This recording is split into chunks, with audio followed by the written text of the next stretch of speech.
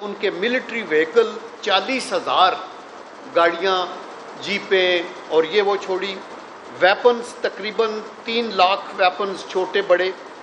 اور special small arms میونیشن کوئی 1.5 million 15 lakh,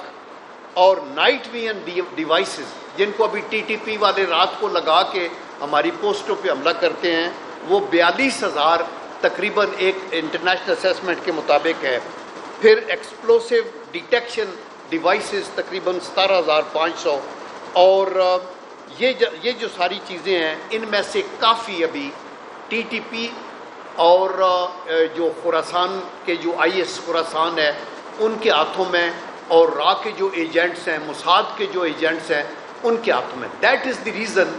کہ یہ جو لوگ ہیں سنائپر فائر کر کر کے اور ہماری پوسٹوں کے اوپر ایک ہارڈنڈ آرمی جو دنیا کی 7ویں بڑی فوج ہے، جو نیوکلیئر اور میزائل سے لیس ہے، جس کے پاس ایئر کرافٹس ہیں، میزائلز ہیں، ساری اس کے باوجود یہ پینیٹریٹ کر کے آتے ہیں اور کنٹونمنٹوں کی دیواروں کے ساتھ دھماکے کرتے ہیں۔ تو یہ ایک ریک ٹیک کوئی بھی ٹی ٹی پی کا یا مذہبی ریڈیکل نہیں کر سکتا۔ اس کے پیچھے ان کے جو ساتھ سہولت کار ہیں وہ افغانستان کے اندر بھی ہیں اور وہ بین الاقوامی سطح بھی ہے، اور ان کے بھی اپنے موٹیوز ہیں۔ ایک موٹیو یہ تھا کہ یہ سب اسلحہ چھوڑ جاؤ تاکہ ہم جائیں تو پاکستان پھر بھی ڈی اسٹیبلائز رہے، اور دوسرا یہ تھا کہ کسی طریقے سے بھی پاکستان مضبوط ہو کے انڈیا کے لیے تھریٹ نہ بنے، اور تیسرا یہ تھا کہ چائنا کی کنٹینمنٹ کے لیے ہم نے پاکستان کو انڈر پریشر رکھنا ہے تاکہ یہ سی پیک اور یہ جو چیزیں ہیں یہ آگے نہ چلنی جائے۔ یہ بھی ایک بات ہو سکتی ہے اور یہ بھی ایک سوچ ہو سکتی ہے۔ یہ کہنے کے بعد میں یہ کہنا چاہتا ہوں کہ اس ٹیررزم کو کنٹرول ہم کیسے کر سکتے ہیں۔ اس میں سب سے جو ٹاپ پریارٹی ہے وہ تو ڈپلومیسی ہے، انٹر ایکشن ہے۔ یہ ہمارا کوئی کمیونیکیشن گیپ نیبرز کے ساتھ اس سبجیکٹ پہ نہیں ہونا چاہیے۔ ہمیں افغانستان کے ساتھ ان ٹچ ہو کے یہ دیکھنا چاہیے کہ اس کو ختم کیا جائے اور ڈپلومیٹکلی ان لوگوں کی پشت پناہی نہ کرے۔ میں اگلے دن ان کے افغانستان کے نائب وزیر خارجہ غالباً کو میں سن رہا تھا، اور وہ اپیل کر رہے تھے ٹی ٹی پی کو کہ بھائی مت ایسے کرو، آپ ہمارے لیے بھی مصیبت کریٹ کر رہے ہیں، پاکستان کے لیے بھی کر رہے ہیں۔ یہ ایک قسم کا ایکسیپٹنگ اے ڈیفیٹ ہے۔ آپ ایک انڈیپینڈنٹ ملک ہیں، آپ کے پاس اتنا اسلحہ گورا بارود ہے، پاکستان میں آپ کے لیے گڈ ول ہے پاکستان کی، آپ کے مہاجرین ہمارے پاس ہمارے آنگن میں بیٹھے ہیں، آپ کی ٹرانزٹ ٹریڈ ہمارے تھرو ہے،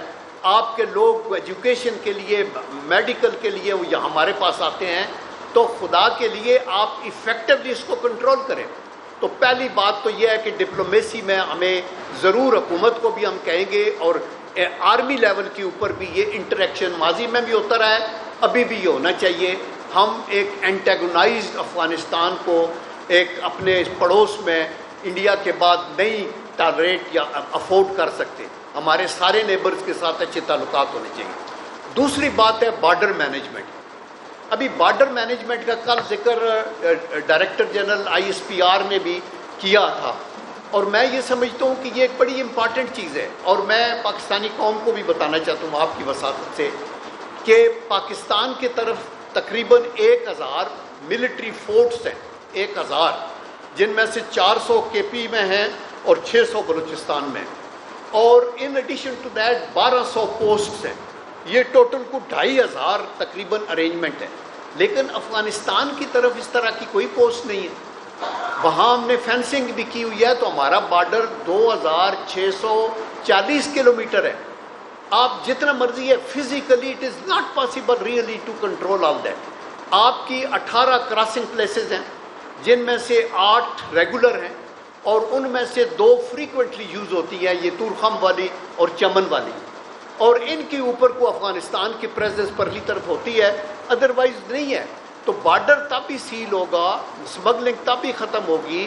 انفلٹریشن بائی دیز پیپل تب ختم ہوگی ٹیررسٹ کے، جبکہ دونوں طرف سے آگے ہے۔ تو ہم اپیل کرتے ہیں افغان گورنمنٹ کے ساتھ بھی، اور اپنی حکومت کو بھی کہتے ہیں کہ اس کے اوپر آگے چلے۔ دوسری بات یہ ہے کہ اگر بارڈر کو بارڈر کے اوپر ہمارے تقریباً 800 ڈرونز کام کرتے ہیں، ہمارے سینسرز لگے ہوئے ہیں، ہم نے کور بھی کیا ہوا, but even then it is not humanly possible. اب دیکھیں کہ 2640 کلومیٹر کتنا لمبا فاصلہ ہے, اور اس کو کون سی فوج ہے جو فزیکلی مین کر سکتی ہے. ایون دین یہ لوگ اور پھر لوکل ساتھ مل جاتے ہیں اور وہ ان کے ساتھ آتے ہیں. اس کے لیے دوسرا آگے تیسرا جو سٹیپ ہے, پہلا میں نے ڈپلومیسی بتایا, دوسرا بارڈر مینجمنٹ, تیسرا پھر جو بارڈرنگ پروونسز ہیں ان کی گورننس بہتر ہو. اس کی وجہ یہ ہے کہ یہ جب گاڑیاں بھر کے بارود کی نکلتی ہیں تو وہ کدھر سے آتی ہیں, کہاں ہیں چیک پوسٹیں, ان کو کیوں نہیں روکا جاتا وہاں. آپ اپنی گورننس کو بیٹر کریں تاکہ آپ کو انٹیلیجنس ملے, آپ کو انٹیلیجنس بیورو کے تھرو آپ کی انفارمیشن مل سکتی ہے. اور پھر مرکزی حکومت کی جو رسپانسبلٹی ہے وہ سیکنڈ لائن فورسز کی ہے, وہ منسٹری آف انٹیریئر کے نیچے آتے ہیں, رینجرز ہیں, سول آرم فورسز ہیں, ان کو وہاں افیکٹو ہونا چاہیے. آرمی تو آپ کی لاسٹ ریزارٹ ہے جس کو وہ آ کے آپریشن کریں گے, ایریا کو کلیئر کریں گے اور ان کو وہاں سے نکل آنا چاہیے بیرکس کی طرف, اور وہ ایریاز پھر مینیج ہونا چاہیے بائی دی پروونسز. آپ کو کلیئر کر کے ایریا دیا جاتا ہے لیکن آپ اس کو پھر دوبارہ مینیج نہیں کرتے, بلکہ کیا کرتے ہیں کہ آپ جب عزم استحکام کا بات کرتے ہیں تو دکھ کی بات ہے کہ ادھر سے اسمبلی کے اندر قرارداد منظور ہو جاتی ہے کہ جی ہم یہ کولیٹرل ڈیمیج ہمیں ایکسیپٹیبل نہیں ہے, ہمیں یہ نہیں ہے, وداؤٹ انڈرسٹینڈنگ کہ عزم استحکام جو ہے یہ ری انفورسمنٹ ہے آپ کے نیشنل ایکشن پلان کی, اور آپ کی یہ کیجویلٹیز ہو رہی ہیں تو آپ چپ ہیں. آج بھی آپریشنز ہو رہے ہیں, وہ کل ڈی ایس پی آر نے بھی بتایا کہ 22,000 آپریشن ہوئے ہیں, اور ہم نے تقریباً ہر روز 112 آپریشن کرتے ہیں انٹیلیجنس کے, اور آگے سے کنوکشن کتنی ہوتی ہے ان کی بھی فگرز آئی ہیں. تو یہ ایک مسئلہ ایک فوج کا نہیں ہے, یہ مسئلہ قوم کا ہے. اس مسئلے میں سارے صوبوں کی کوآپریشن اور ان کی حکومت کا تعاون چاہیے. اس میں صرف بارڈرنگ پروونسی نہیں, سندھ کے اوپر بھی کراچی میں پرابلم ہے, ڈکائٹس کے آپریشن ہے, پنجاب کے اندر مسائل ہیں, سلیپر سیلز ہوں گے, ان ساروں کے اوپر آپ کو کرنا. That is why apex committees اس وقت بنائی گئی تھی اور ان کو آگے چلایا گیا تھا. تو یہ کرنے کے بعد میں یہ کہنا چاہتا ہوں کہ آپ ہمیں اپنے بچوں کو, اپنی یوتھ کو, ہمیں ان کو ایجوکیٹ بھی کرنا ہے. اور ایجوکیٹ آپ اس کو کیسے, بائی گارڈ میں دیکھتا ہوں کہ لوگوں کو بے راہ روی کی طرف, جھوٹ, فالس ایلیگیشنز, ایبسلوٹ لائز اور ٹوٹل جو ہے نا وہ فیک نیوز کر کے تو آپ یہ کہتے ہیں. ابھی جیسے عزیز امان صاحب نے ابھی ذکر کیا بنو کے اوپر کیا ہوا, آپ یہ دیکھیں کہ بنو میں, اینڈ آئی اپریشیٹ یہاں کے پی کے چیف منسٹر کو جنہوں نے اپنا ایک پریس نوٹ نکال کے پوری چیز کو واضح کیا, میں نے اس کو پڑھا ہے, اور یہ بہت اچھی بات ہے کہ چیف منسٹر خیبر پختونخوا نے اس حالات کو بتایا کہ اس میں مسکرینٹس تھے اور یہ ٹریڈرز کا پروسیشن تھا, اور انہوں نے ہمارے اس کے اوپر جو سپلائی ڈپو پہ اپنے طور پہ ٹینٹ کو آگ لگائی اور پھر فائرنگ بھی کرنی شروع کی. یہ لوگ جو ہے نا آپ کے پولیٹیکل ورکرز کو پتہ بھی نہیں ہوتا, اور اس کی لائنز کے اندر اور اس کے جو فائلز کے اندر ایسے ففتھ کالمسٹ گھس جاتے ہیں, دشمن کے ایجنٹ ہوتے ہیں. ایک دفعہ جب میں یہ آئی ایس کی سچویشن کا ریویو کر رہا تھا لانگ ٹائم بیک, جب یہ کراچی میں بہت ظلم ہوتا تھا, اور تو میں نے دیکھا کہ ایک سفید کار جس کا نمبر 1 تھا, اس ایک دن اس کے خلاف کیس رجسٹر ہوا کہ اس نے مسجد میں نمازیوں پہ حملہ کیا. سیکنڈ ٹائم وہی کار پکڑی گئی جس نے امام بارگاہ میں اہل تشیع کے ہمارے بھائیوں کی وہ جو عبادت گاہ ہے اس کے اوپر حملہ کیا. تو جو ایجنٹس ہیں دشمن کے وہ یہ تیلی لگاتے ہیں, یہ کوئی شیعہ سنی فرقہ واریت کو کر دو. ابھی یہ ٹی ٹی پی کی کوئی بیس نہیں ہے, ٹی ٹی پی کی کوئی پاپولیرٹی نہیں ہے پاکستان کے اندر. یہاں یہ کوئی آرگنائزڈ انسرجنسی نہیں ہے, ان کے پیچھے کوئی لوگ نہیں ہیں. صرف ہم یہ اپیل کرتے ہیں افغانستان کے بھائیوں کو کہ ان کے ساتھ ڈیل کریں اپنی طرف, ہم اپنی طرف ڈیل ان کو کرتے رہیں گے اور انشاءاللہ اس کو بہتری کریں. میں اس کے ساتھ ہی یہ بھی کہوں گا کہ یہ جو ٹیررزم ہے یہ ایک تو کائنیٹک ٹیررزم ہے جس کے اندر فزیکل اٹیکس ہو رہے ہیں, اور ایک ڈیجیٹل ٹیررزم ہے جس کا کل D G H P R نے بھی ذکر کیا. ان کا ایک نیکسس ہے, بڑا پکا نیکسس ہے. ادھر سے بنو کا وہ مسئلہ ہوا, ادھر سے ویڈیو چل گئی, دیکھے وہ بچہ مر گیا, اس کو کر دیا, گولیاں مار دی ہیں, ایک ماب مینٹیلٹی کو انکریج کرنے کے لیے لوگ نکلیں باہر، جلائیں گرائیں، تاکہ پاکستان نیوکلیئر جو ہے یہ راکھ کا ڈھیر بن جائے، اور پھر شاید ہم اس کو اٹھانے کے لیے کامیاب۔ دیکھیں یہ باتیں چلتی نہیں ہیں۔ ہمارا اللہ کا کرم ہے، پارلیمنٹ چل رہی ہے، رول آف لا ہے، آپ کی عدالتیں چل رہی ہیں، آپ کے ملک کے اندر مارشل لا نہیں ہے۔ ہمیں، اور ہم مشکل میں ضرور ہیں، لوگوں کی شکایات بھی ہوں گی، مشکلات بھی ہوں گی، ہمیں ان مشکلات کو ایک تحمل مزاجی کے ساتھ، ایک بردباری کے ساتھ، ایک جو ہوتا ہے لیڈرز کا جو بہت بڑے مدبر ہوتے ہیں، مدبرانہ سوچ کے ساتھ آپ کو ٹالریٹ کر کے، ورکنگ ریلیشن شپ آپس میں پارٹیوں کے آپس کے اندر ٹالرنس کے جذبے کے ساتھ پاکستان کو مشکل سے نکالنا ہے۔ یہ جب آپ کہنا شروع کرتے ہیں کہ ہم استحکام پاکستان سے کے اوپر بھی آپ کے تحفظات ہیں، تو that is a limit, because this means کہ آپ یا سمجھتے نہیں ہیں، اور اگر آپ سمجھتے ہیں تو پھر آپ سیاست کرنا چاہتے ہیں کہ ہم نے حکومت کا کوئی بات نہیں۔ ہمیں یہ چاہیے کہ ہم اس کے اوپر آخر میں یہ کہوں گا کہ چونکہ ہمارا، میں یہ ان کے اوپر کیوں بات کرتا ہوں ٹیررزم کی، we are all affected, even ex servicemen society, جتنے لوگ شہید ہوتے ہیں ان کی فیملیز کی پینشن، ان کی اولادیں، ان کے لوائقین وہ ہمارے زمرے میں آتے ہیں۔ ایکس سروس مین سوسائٹی ان کا ساروں کے جن کے لمز کٹ جاتے ہیں، جو زخمی ہو جاتے ہیں ہاسپٹل میں، جو پھر پینشنز پہ چلے جاتے ہیں، تو ہم متاثر ہوتے ہیں۔ ان لوگوں کی ویسے پینشنیں بڑی کم ہیں، ان کی بعضی سہولتیں کم ہیں، لیکن ہم افواج پاکستان کے مشکور ہیں، تینوں سروسز کے مشکور ہیں کہ وہ اپنے شہداء کے لیے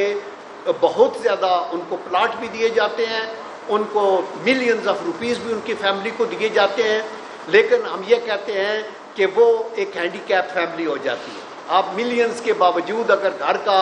روزگار کمانے والا بندہ نہیں رہتا اور اس کے ایک صفحے ماتم بچ جاتی ہے، معصوم بچے، بوڑھے پیرنٹس ہمارے معاشرے میں، ہم ان کو بھی لک آفٹر کرتے ہیں جو ہماری پرائمری ڈیوٹی ہے، تو اس لیے وہ جاتی تھے۔ تو ہم یہ کہتے ہیں کہ ہم نے یہ ریکمینڈ کیا تھا اس بجٹ سے پہلے کہ جو لوگ شہداء کے لوائقین ہیں، جو بیوائیں ہیں، جو ہمارے لو پیڈ پینشنر ہیں، جس میں سپاہی ہیں، این سی اوز ہیں، نان کمیشنڈ آفیسر، جے سی اوز ہیں، جونیئر کمیشنڈ آفیسرز، وہ ان کی ہم کہتے تھے کہ جن کی کم پینشن ہے ان کی کم از کم پینشن 37,000 روپیز ہونی چاہیے پر منتھ۔ اگر آپ کہتے ہیں کہ کم از کم ایک چوکیدار کی، ایک لیبر کی 37,000 ہو، تو ایک بندہ جس نے اپنا لم دیا ہے، جس کی ٹانگ کٹ گئی ہے نیلم کے کسی آپریشن میں، یا اس کا ہاتھ کٹ گیا ہے، اس کی 12,000 یا 14,000 یا 16,000 پینشن کیوں ہے؟ تو میں نے اس پہ یہ بھی ریکمینڈ کیا ہے کہ ہم لوگ جو سینئر کیٹیگری میں ہیں، جو گریڈ 20، 21، 22 پورے پاکستان میں کافی، ان کی جب آپ 15% بڑھاتے ہیں تو وہ اگر ان کی 2 لاکھ پینشن ہے تو 30,000 بڑھ جاتی ہے۔ اس کو کم کر دیں، اس بڑھوتے میں 5%، 10% کٹوتی کریں، اور یہ آپ ڈائیورٹ کر دیں ان لوگوں کے ساتھ جو کہ لو پیڈ ہیں، جن کی 30-37,000 سے کم ہے۔ یہ ہم ریڈی ہیں کرنے کے لیے۔ تو میں اشور کرتا ہوں ایکس سروس مین، ہمارے جو ممبرز ہیں 3 سے 4 ملین لوگ ہیں تینوں سروسز کے اور سیکنڈ لائن فورسز کے، کہ ہم ان کے حقوق کے لیے آواز بلند کرتے رہیں گے۔ اور بھی ہمارے لوگ ہیں جو ایکس سروس مین کی بھلائی کے لیے کام کرتے ہیں، کوئی ویٹرن کی سوسائٹیز ہیں، کوئی ایئر فورس کی سوسائٹیز ہیں، کوئی نیول، لیکن Pakistan x servicemen society ایک سب سے بڑا ایک سیٹ اپ ہے جس کے کینوس کے نیچے یہ سارے لوگ آتے ہیں، اور ہم یہ چاہتے ہیں کہ ہم مل کے سارے اس بھلائی کے کام کو، جس کی کوئی پریولیج یا پرک نہیں ہے، کوئی پینشن یا کوئی تنخواہ نہیں ہے، اس کا کوئی ریوارڈ نہیں ہے، کوئی فیسلٹی نہیں ہے، اور یہ ایک فی سبیل اللہ کام ہے جس کو صدقہ جاریہ کہا جا سکتا ہے۔ تو ہم فیسیلیٹیٹرز ہیں، ہم لوگوں کے مسائل کو سن کے افواج پاکستان اور گورنمنٹ آف پاکستان اور انٹیریئر منسٹری اور فائنانس منسٹری کو اپیل کرتے رہتے ہیں کہ ان کا بھلے کا کیا جائے۔ تو ہم دوبارہ اپیل کریں گے کہ اس کو ریکنسیڈر کریں، کم از کم پینشن 37,000 ہو، اور جو باقی سینئر لوگ ہیں ان کا اگر 15% بڑھائی ہے تو اس کو 10 کر دیں، اور نیچے جو بڑے ہیں اس کو 15% کی بجائے 25% کر دیں، تو میرے خیال کے اندر وہ کمپنسیٹ ہو جائیں گے۔ یہ وہ زیادہ لوگ نہیں ہیں، چونکہ اگر جس نے 71 کی جنگ لڑی ہے یا 65 کی جنگ لڑی ہے اور اس کے بعد ریٹائر ہوا ہے، وہ آج 75-80 سال کا ہے، اور اس میں سے بہت سے اللہ کو پیارے ہو چکے ہیں، ان کی بیوائیں ہیں، ان کو پینشن ملنی چاہیے۔ تو یہ کہنے کے بعد میں لاسٹلی یہ کہوں گا، پھر آپ کے کوشچن لے لوں گا، کہ پوری قوم سے میری اپیل ہے اور دردمندانہ اپیل ہے کہ بخدا ہم یہ سوچتے ہیں کہ ہمیں اپنی جماعتوں، اپنے پروفیشن، اپنی پارٹیوں، اپنے جو ہمارے مختلف صوبوں سے اوپر اٹھ کے، ہماری جماعتوں سے اوپر اٹھ کے ہمیں یہ وقت آ گیا ہے کہ ہم قوم کے لیے سوچیں، اور انشاءاللہ اس مشکل سے ہم نکل سکتے ہیں۔ ابھی تک بھی ہماری افواج پاکستان جو ویلر میں، بہادری میں، جرت میں سیکنڈ ٹو نن ہے، اور اس سارے زور کے ساتھ کہ ہم ان کو بدنام کرنے پہ لگے ہوئے ہیں، جھوٹی خبریں ان کی لیڈرشپ کے اوپر، ان کے اوپر